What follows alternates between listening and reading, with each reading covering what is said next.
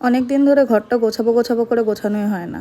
তো আজকে ফাইনালি নীলিমা দি আর লক্ষ্মীর হেল্পে ঘরটা গোছানো হলো। আর বরাবরই আমি আগেও ঘরের মধ্যে প্রচুর গাছ রাখতে পছন্দ করতাম, কিন্তু আমার প্রেগনেন্সির সময় না আমি বালতি এনে জল দিতে পারতাম না যত্ন করতে পারতাম, তো সব ছাদে তুলে দিয়েছিলাম।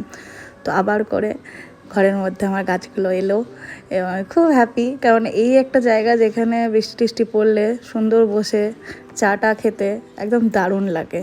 তো দেখো তোমরা কীরকম গোছানো হয়েছে।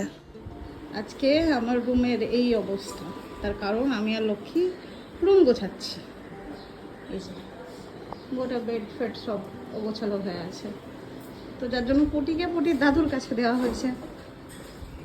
পুটি এখানে পুটির দাদুর কাছে দোলনা খাচ্ছে, আর হাইটেক দাদু পায়ের দোলনা দড়ি বেঁধে সুন্দর নিজের কাজ করতে করতে পুটিকে দোলাচ্ছে। আগে বললো আমার মা, হ্যাঁ তখন তো ওই দুই গোপ ছিল, যা ছিল, হ্যাঁ একজন দুপুরে রান্না করবে, একজন রাত্রে রান্না করবে। মায়ের ডিউটি ছিল রাত্রে হ্যাঁ রুটি বেলতে। হ্যাঁ একদিকে আমি দুধ খাচ্ছি, একদিকে পিপি আমার বোনটা, ছোট বোনটা দুধ খাচ্ছে, আর মা রুটি করেই যায়। কিন্তু তুমি এরকম হাইটেক ভাবে দোলাচ্ছ, এটা তো বিশাল ব্যাপার। তো রাতে ঘুমিয়ে গেল, দারুণ।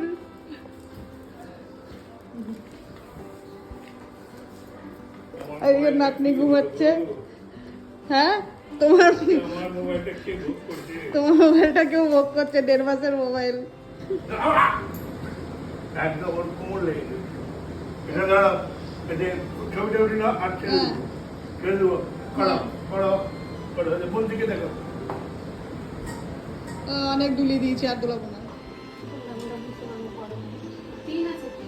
তো এগুলো তো তিনই আছে।